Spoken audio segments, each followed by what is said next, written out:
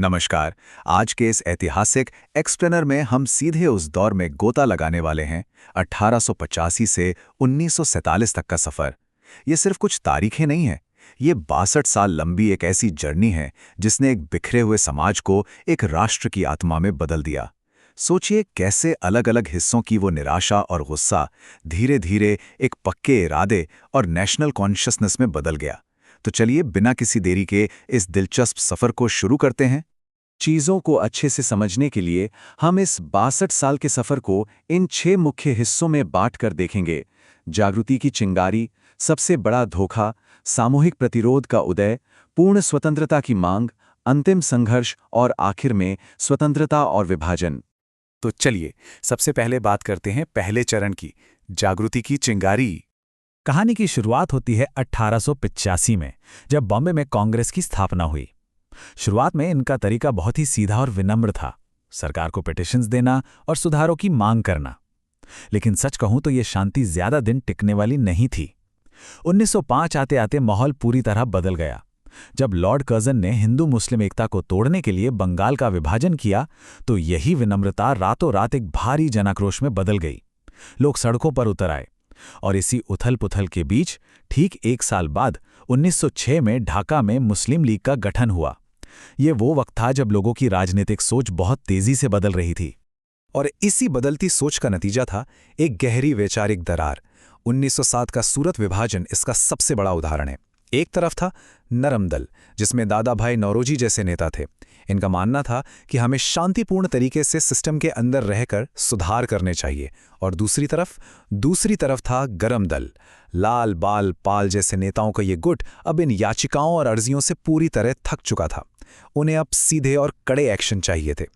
इससे एक बात तो साफ हो गई थी कि अब आज़ादी पाने के तरीकों को लेकर देश के भीतर ही एक जबरदस्त मंथन शुरू हो चुका था।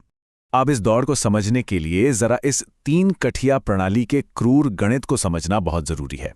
आखिर जब महात्मा गांधी भारत आए तो वो सबसे पहले किस चीज से टकराए? देखिए, स्टेप 1, ब्रिटिश जमींदारों ने किसानों पर बेहद सख्त और एक तरफा कॉन्ट्रैक्ट थोप दिए। स्टेप 2, किसानों को मजबूर किया गया कि वे अपनी जमीन के 20 में से 3 हिस्से यानी 3/20 भाग पर सिर्फ और सिर्फ नील की खेती करेंगे।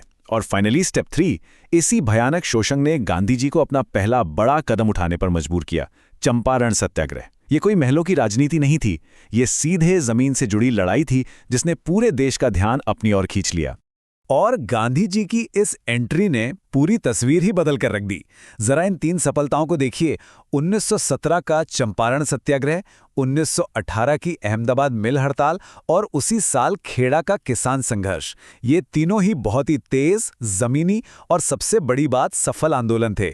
इसका सबसे बड़ा इम्पैक्ट ये हुआ कि अब देश की उम्मीदों का केंद्र उन एलीट राजनेताओं से खिसक कर सीधे आम जनता के हाथों में आ गया। और इन्हीं लगातार जीतों ने रातों रात गांधी जी को एक निर्विवाद राष्ट्रीय नेता बना दिया। अब हम पहुंचते हैं अपने दूसरे चरण पर, सबसे बड़ा धोखा। एक ऐसा दौर जहां उम्मीदें बुरी तरह टूट गईं। प्रथम विश्व युद्ध के दौरान भारतीयों ने अंग्रेजों का पूरा साथ दिया था, इस उम्मीद में कि शायद इसके बाद उनके लिए हालात कुछ बेहतर होंगे। लेकिन बदले में उन्हें क्या मिला? 1919 का रॉलेट एक्ट। इसका खौफनाक नारा था, नो अपील, नो वकील, नो दलील। सोचिए, एक ऐसा काला कानून जो ब्रिटिश सरकार को महज शक के आधार पर किसी भी भारतीय को गिरफ्तार करने की पावर देता था। ये उन लाखों भारतीयों के मुंह पर एक तमाचा था जिन्होंने युद्ध में ब्रिटिश साम्राज्य के लिए अपनी जान दांव पर लगाई थी। इस धोखे ने पूरे देश में एक अभूतपूर्व आक्रोश भर दिया। और इस आक्रोश का जो खौफनाक अंजाम हुआ, वो 13 अप्रैल 1919 को जलियांवाला बाग में दुनिया ने देखा। जरा इन आंकड़ों का देखिए। एक तरफ वो वास्तविक अनुमान है जहां करीब 1500 निर्दोष लोग मारे गए, और दूसरी तरफ ब्रिटिश सरकार का वो बेशर्म आधिकारिक आंकड़ा जो महज 379 की बात करता है। ये बहुत बड़ा फासला सिर्फ नंबर्स का नहीं है, बल्कि ये साफ दिखाता है कि राज करने वालों और आम जनता की हकीकत के बीच कितना भयानक और संवेदनहीन अलगाव आ चुका था। सच कहें तो इस अकेली घटना ने पूरे देश की मनोवैज्ञानिक स्थिति को झकझोर कर रख दिया। जलियांवाला बाग के उस भयानक आघात ने भारतीय जनता और ब्रिटिश शासन के बीच बचे खुचे भरोसे की आखिरी डोर को भी हमेशा के लिए तोड़ दिया। अब अर्जियां देने या मिन्नतें करने का कोई मतलब नहीं बचा था। अब बची थी तो सिर्फ एक गहरी हताशा और विश्वासघात की वो टीस जिसने एक पूरे राष्ट्र को भीतर तक घायल कर दिया था। और इसी टूटे हुए भरोसे से जन्म लेता है हमारा तीसरा चरण, सामूहिक प्रतिरोध का उदय।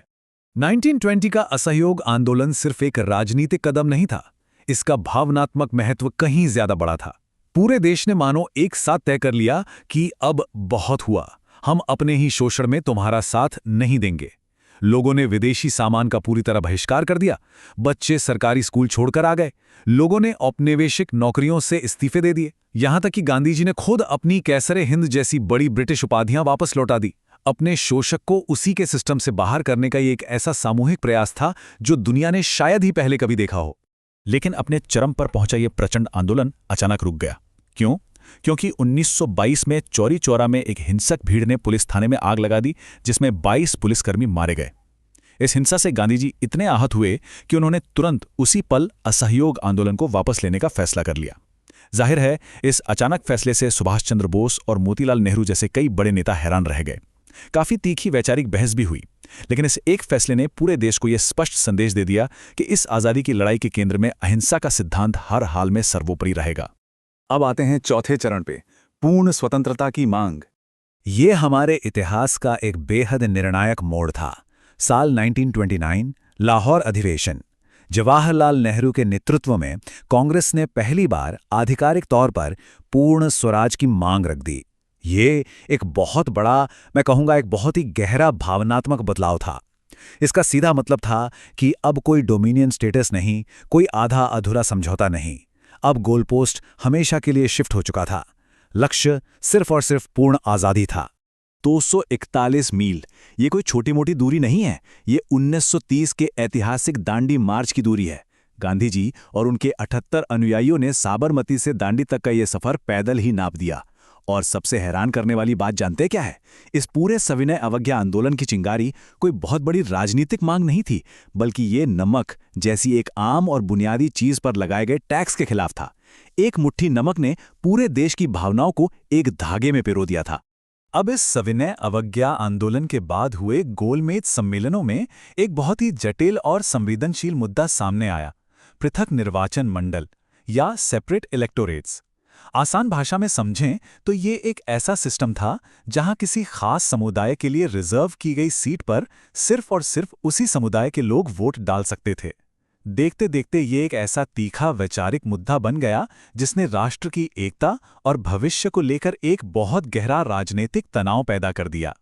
और इसी मुद्दे ने जन्म दिया 1932 के उस बड़े ऐतिहासिक टकराव को, जिसे हम पूना पैक्ट के नाम से जानते हैं। एक तरफ थे गांधी जी, जो दलितों के लिए इस पृथक निर्वाचन मंडल के सख्त खिलाफ थे। उनका मानना था कि इससे हिंदू समाज हमेशा के लिए धार्मिक रूप से बंट जाएगा, और इसे रोकने के लिए वो यरवदा जेल में आमरण अनशन पर बैठ गए। दूसरी तरफ थे डॉक्टर B.R. अम्बेडकर, जो पूरी दृढ़ता से अपने सदियों से शोषित समुदाय के राजनीतिक अधिकारों के लिए लड़ रहे थे। आखिरकार एक समझौता हुआ। पृथक निर्वाचन मंडल का विचार तो छोड़ दिया गया, लेकिन इसके बदले प्रांतीय विधानसभाओं में दलितों के लिए आरक्षित सीटें 71 से बढ़ाकर सीधी 147 कर दी गई। यहां से हम प्रवेश करते हैं अपने 5वें चरण में, अंतिम संघर्ष। इस दौर में आकर घटनाएं इतनी तेजी से घटीं कि पूछिए मत। 1939 में दूसरा विश्व युद्ध शुरू हुआ और भारतीयों ने साफ कह दिया कि वो बिना अपनी आज़ादी की गारंटी के अंग्रेज़ों के लिए किसी भी युद्ध में नहीं लड़ेंगे। उधर 1940 में मुस्लिम लीग ने औपचारिक रूप से एक अलग देश पाकिस्तान की मांग कर डाली। फिर 1942 में जब क्रिप्स मिशन युद्ध में भारत का समर्थन मांगने आया तो वो बुरी तरह फेल रहा, क्योंकि अब भारतीय जनता अंग्रेज़ों के इन खोखले वादों से पूरी तरह आजिज आ चुकी थी। और इसी हताशा और गुस्से का विस्फोट हुआ 1942 के प्रचंड भारत छोड़ो आंदोलन में। ये अब करो या मरो की स्थिति थी। और अब हम आते हैं इस सफर के सबसे भावुक और आखिरी चरण पर, स्वतंत्रता और विभाजन। 62 साल का ये संघर्ष जब अपने अंत की तरफ बढ़ा तो उसके आखिरी प्रशासनिक कदम कुछ इस तरह थे। स्टेप 1, 1946 में कैबिनेट मिशन आया, जिसने एक अखंड भारत के लिए संयुक्त संविधान सभा बनाने की आखिरी कोशिश की। स्टेप 2, 1947 की माउंटबेटन योजना, जिसने साफ कर दिया कि अब विभाजन को किसी भी कीमत पर टाला नहीं जा सकता। और फाइनली स्टेप 3, इस उपमहाद्वीप को हमेशा के लिए 2 हिस्सों में काट दिया गया। भारत के साथ साथ एक नए मुल्क पाकिस्तान का जन्म हुआ। सदियों की गुलामी के बाद आज़ादी तो मिली, लेकिन उसकी कीमत इतनी भारी और दर्दनाक थी जिसकी कल्पना भी किसी ने नहीं की थी।